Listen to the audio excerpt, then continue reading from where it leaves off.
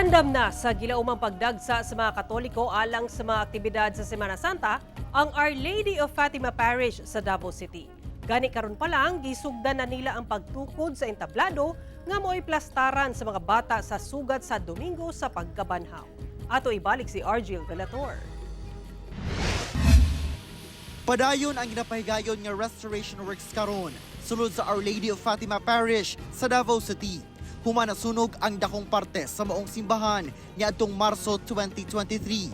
Hinoon, padayon ang pagpahigayon sa mga aktibidad sa simbahan labi na karong Semana Santa.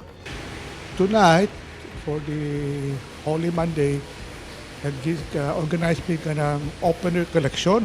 Pero amo ni i-dramatize aron nga mas masabta no, sa mga tao mensahe no, sa maong kapasyon sa Ginoo no.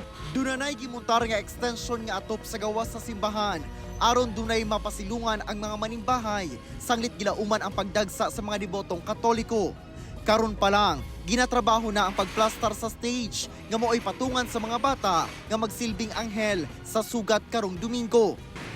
Nga atong simbahan no, gamay ra.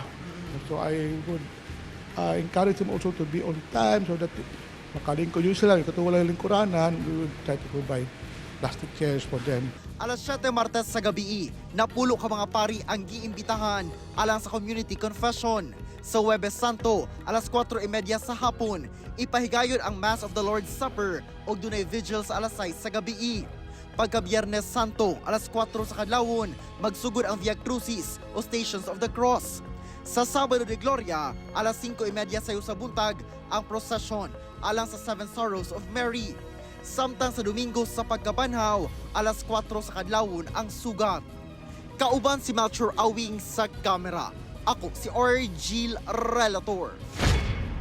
1 Mindanao.